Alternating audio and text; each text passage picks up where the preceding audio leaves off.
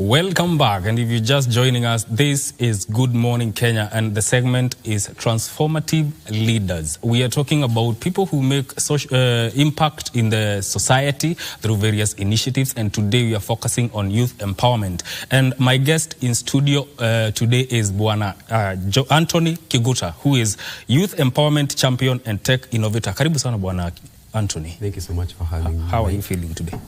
I'm very much okay. Uko salama? Niko salama kabisa. Yes. Yes. You are into empowerment. Yes. And specifically youth empowerment. Yes. Now, what motivates you, first of all, to get into this type of empowerment? I would say being a youth, I have come to experience some of them, majorly much of what the youth are facing in terms of the challenges that they are encountering.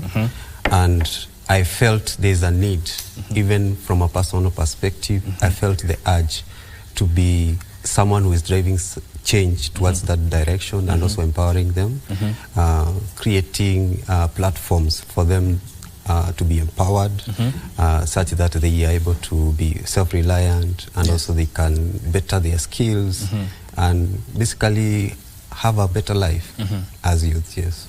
You've said about creating platforms. Maybe you talk to us about a little bit about those platforms you're talking about. One of the platforms that I'm currently in, it's called Gifted Hands Youth Empowerment Organization. It's an organization that I founded in 2020. Yes. And we are a group of like-minded people who have a passion about youth empowerment, who have a passion about bringing change to the youth and also creating channels for them to learn skills and to better their lives. So that is the major platform that I am in, and through that platform, which is registered as an NGO currently, and we have various initiatives within the organization that are geared towards empowering the lives of the young people. Yes. Yes. Well, one of the initiatives you have is Youth for Biz. Yes. Maybe talk to us about what it is and how that idea came about. Yes. Now, Youth for Biz, just as the word says, is creating a way of youth getting into business, and more so in the line of empowering them to get into business, getting into entrepreneurship, and earn a living. There are so many vices that the youth are facing, unemployment being the major one. Currently, in the country, there are so many youth who are not employed. We are talking of figures of maybe 1.6 million to 2 million who are just there. They don't have a means to earn an income. And we felt, okay, the government has done much. There are various interventions that they have come up with, including adopting them into the public sector. But you realize because of the numbers, they can only do so much. So we felt there is a gap, like as people who are passionate about youth, what can we do about them? So we felt one of the major ways that we can help them is giving them entrepreneurial skills, teaching them how to go about starting businesses, getting into the world of business, because when they are in business, or rather when they get into entrepreneurship, they're also able even to create employment for their fellow youth. So we felt, as much as there are other interventions by other organizations, including the government, at the end of the day, that youth needs something in their pocket. And we felt if we empower them on the line of getting into business, they'll be able to earn that income. And you realize when someone is able to earn and they are comfortable the way they are living, they're able to sustain their lifestyle, they don't get into some of the vices that they are facing as the youth. From what you've just said, it seems this initiative is deeply rooted in entrepreneurship. Yes. It's one of the foundations for this initiative. Yes. So how does this initiative achieve its objective and impact positively on the lives of the people that you are dealing with? Now, the approach that we had, and Of course, when you talk about the youth, we are talking of people between 18 and 35. And we felt, okay, it may be a larger group to be able to cover. Yes. And we narrowed down to 18 years to 25 years. And we also narrowed further down because even within this age group, there are those who are in a position even to gain education, or what we would call the tertiary education. They're able to join college, they're able to join universities. So the Youth for Biz is focusing on this other group that they are not able to get into university, they are not able to get into college, but they have cleared their Form 4. Yes. There could be various reasons they are not able to get into those colleges or those universities, the major one being their financial capacity.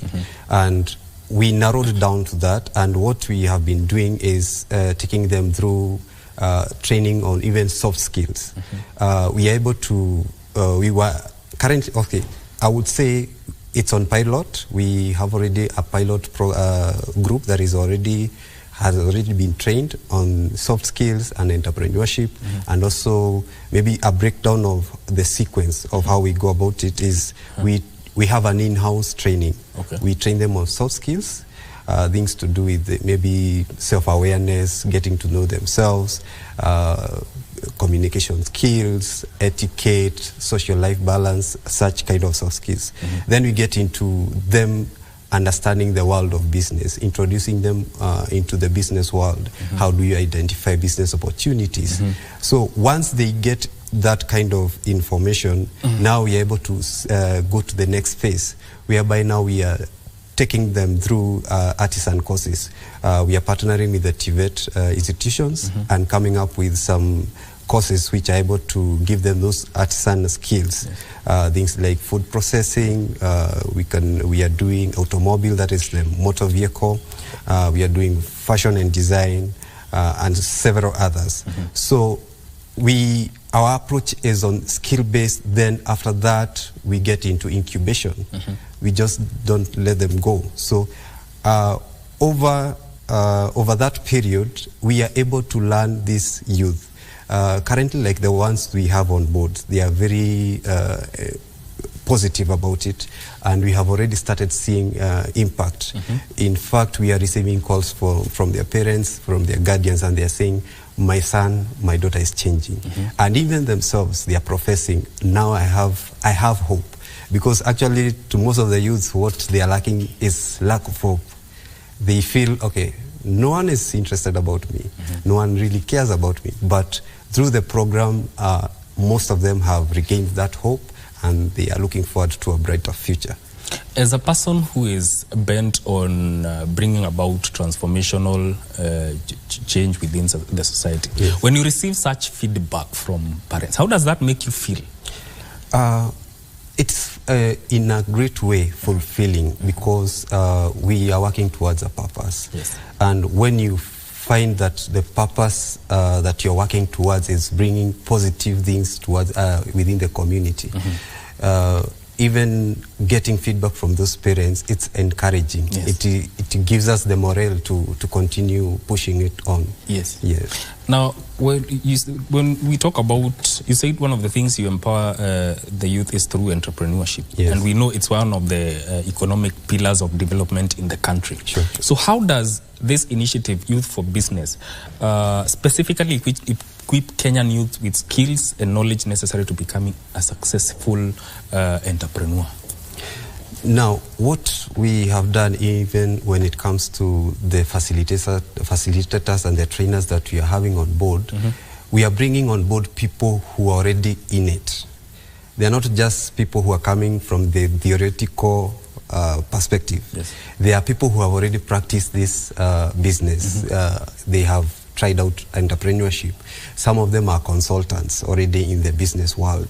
So viewing entrepreneurship, as you have mentioned, as one of the pillars that is driving the economy, you realize when you empower these youths, they are able to create opportunities for others.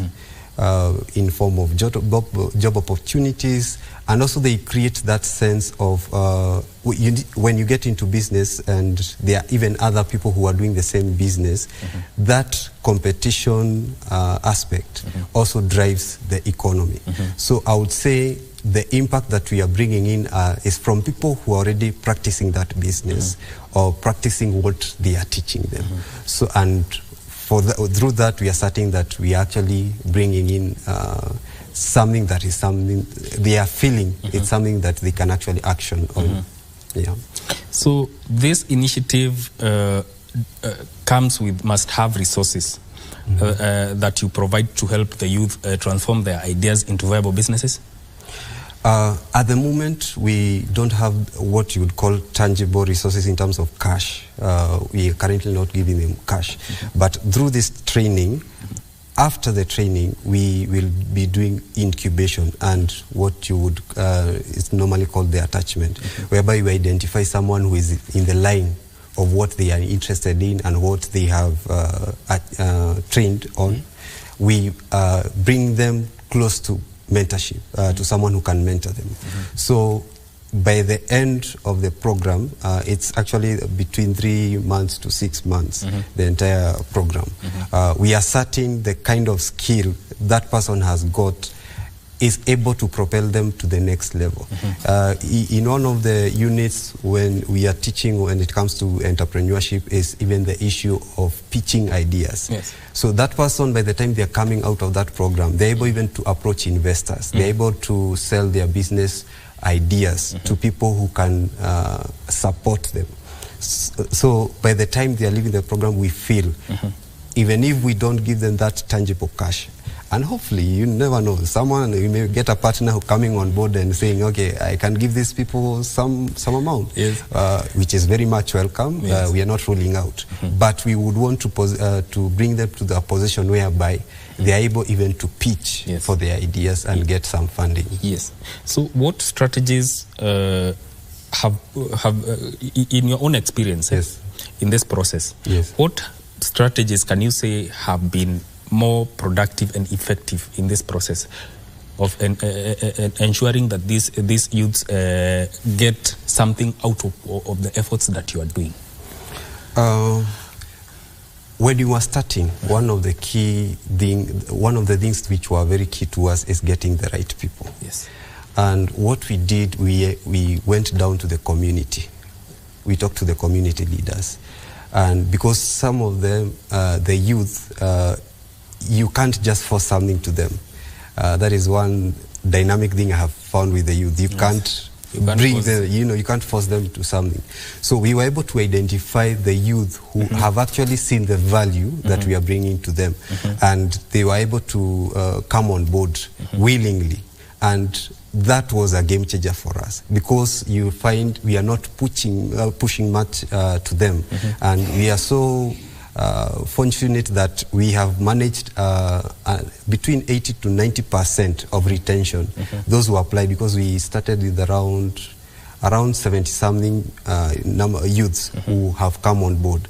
And so far we have around 43, 45 who are still with us, and they are still continuing with the program. So I would say one of the strategies that we used is getting the right people.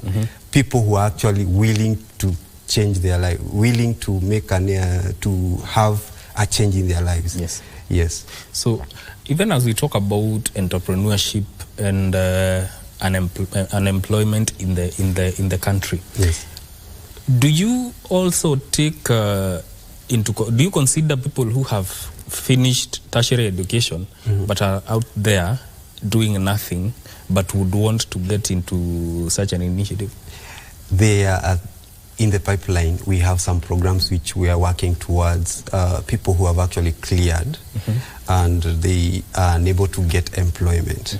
So it's currently in the pipeline. We have that as a program that is coming in future, because we realize even as we are working with these ones who didn't manage to get to college, there's also a larger group. Remember, the Gifted Hands is working with all youth in Kenya. So the Youth for Biz is just a segment, and we are working towards even the ones who have cleared they don't have a way of earning an income. They have their degrees, they have their diplomas, but they don't have an opportunity. So that is something we are still discussing at the board level, and we hope to roll out maybe soon. Of course, if you're dealing with the youth, yes, and empowerment, there's a way you are supposed to. You just don't take anyone just like that. Yes, yes. Talk about the process you undertake during the recruitment process. Yes, I mentioned earlier that we first went to the community and talked to the community leaders, the local administration, the opinion leaders around the target area we had. The pilot program we carried out in the area of Uthiru, and Uthiru is there's a large group around there, people from Kawangware, people from Dagoretti, people from Kangemi, and the pilot program, we have a center in Uthiru, and we talk to the leaders around that area, and we roll out, we give them the application forms, and they were able to filter even at their level. Like, you are able to get to college, you are able to get into university. Let's give a chance to this other person. They don't even have a means to continue with their education. So we were able to filter it at that level, and once the applications came, we had interviews where we now, at times you may be brought, a form may just be brought, but we needed to have a sitting with that youth. So that is part of the criteria? That is part of the criteria. We had an interview, and where we were now having an opportunity to get to know this youth. What are their passions? If they get into the program, how will it benefit them? Because unless there is a convergence of their interest and what we are working with, it may not work. So we were really keen on that. It is someone who is deserving first, and also someone who has an interest in actually changing their lives. In today's world, we are living in a place where social media is taking center stage, actually has taken center stage. Yes. How would you say your efforts have been impacted by the social media? Currently, we may not have a direct impact that it has brought in terms either negative or positive. We have not really done much about publicizing on social media because, as I mentioned, with the process, it was on the ground, like we are working with what is on the ground. Of course, we did a number of adverts, and what happened is there was an inflow of the applications, which we also didn't ignore. We had to consider some of them based on the location of the center. So when it comes to now their learning, I would say it's still a challenge, especially when you get into, I was facilitating some of the classes, and at times you get into class, their mind is just social media. Any single break, social media, any single break, they are not taking time to maybe internalize what you have taught, but their mind is into social media. So I would say in a maybe indirect way, it is affecting them in their social life balance. So how do you capitalize on that? Because it seems their interests, everything about what they do has an aspect of social media in it. How then do you capitalize on it to ensure that your efforts are making the right impact? Now, it's a discussion we have been having on how we can actually take advantage of, how things are going on social media, the trending things, and influencing such kind of things. And in one of like the unit I was facilitating creativity and innovation, and we had a discussion around social media, how they can be creative and actually create a business out of social media itself. So it's not really something that we are throwing off. We took time, I took time to take them through, okay, what are some of the opportunities that are there when it comes to social media.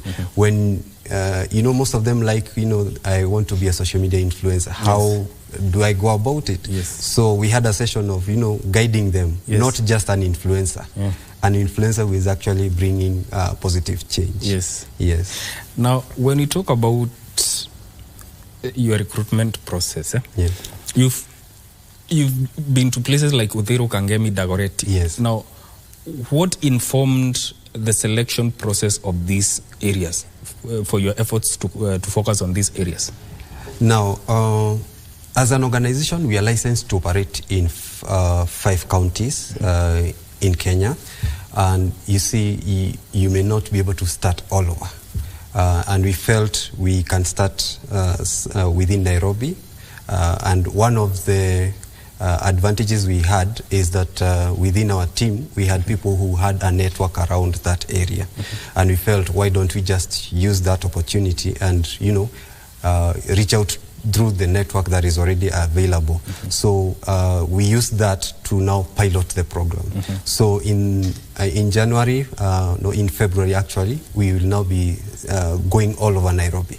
So not just Uthiru, Kangemi and Kino and those areas. We'll be going now all around Nairobi, establishing some training centers for the same. When we talk about youth empowerment, yes, we cannot rule out the government's efforts. Yes. From where you sit, what do you think the government needs to do more to ensure that youth empowerment makes the right impact within the country? Maybe just to have a bias on the technical skills training, because I feel there's so much that has not been done on that. There is the TVET institutions which are there, and they are doing their part. However, I feel the government should come up with more initiatives that would encourage these young people to get into those artisan trainings. Because if we give so much focus on the white-collar kind of trainings, where you will be employed in an office somewhere, there is a gap that we will be having. And majority of the youth can actually benefit from it. So I feel if there are more interventions in that line towards bringing more trainings on those technical trainings and all that, and even encouraging those who have such initiatives, like maybe our organization or even other organizations who have some interventions towards that direction, I feel it would help a lot in, tackling the issue of unemployment in Kenya. Yeah. So, in your efforts empowering the youth, yes, of course you can't fail to face challenges. Yes. What can you say, especially with regard to youth for biz? What are the major challenges that you have faced, and how have you gone to address those challenges? There's a challenge I noticed. Even as I mentioned, we did that recruitment process.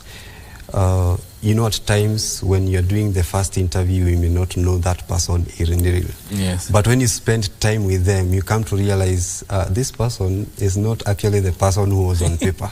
Yes. And what we face some of those challenges whereby some of them come to class intoxicated. And it was not foreseen. So it came in as a challenge, and what we are working towards currently is looking for a partner who can come in and help us on that issue of substance use, especially among the trainees that we're having. So each trainee will be going through a session through a counselor, or not maybe specifically on substance use, but that will be part of it. There are those we are certain this guy is on substance use. Yeah. So we can't really just throw them off, because that's not solving the problem. We cannot just let them go. We are working towards making that person better. So we are working on that, and it's a challenge that it was a good challenge. It may not be so pleasing to talk about it, but it is a reality. Yeah. They are facing such challenges, and they feel the best way to handle issues is substance use. So I would highlight that as one of the challenges. The other challenges is scarcity of resources. There's so much that we would want to do. As I mentioned, we want to scale it up through the country, but you know, the resources are limiting. So those, that is actually a major one. And it comes, there's much we want to do.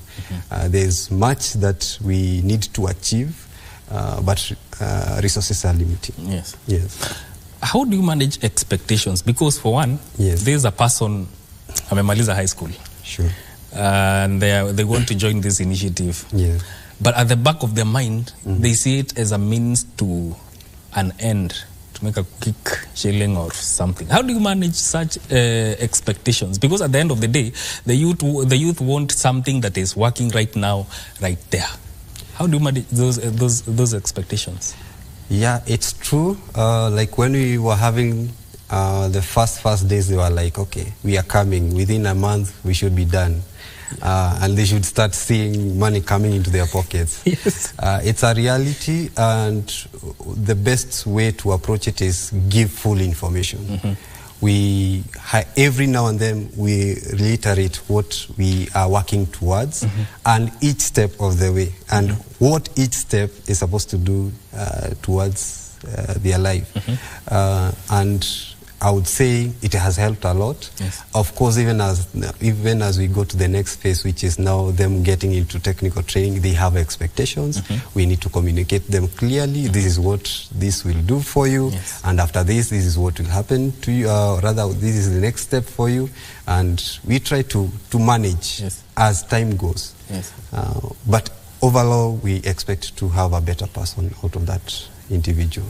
So what is your message to the youth of Kenya right now as we wind up? To the youth of Kenya, I would like to, one, encourage you. Yes. Don't lose hope. Yes. There are opportunities out there for you. At times, you may feel like the government is not really interested in what you're doing, or the people, your support system is not helping you enough. Yes. Just push on. And maybe lastly, to invite them, we will be having a launch of the Youth for Biz this coming Friday at KICC. This one we are inviting both the youth, people who are into youth empowerment, people who would want to partner with us. We'll be having a major launch this coming Friday. Yes. And we welcome all of you. Thank you for coming to our show. Thank you. Anthony Kiguta there speaking to us about youth empowerment. He's a youth empowerment champion and tech innovator. This has been a Transformative Leaders segment. My name is Mike Migo. Good morning, Tech Kenya takes a short break. We'll be right back.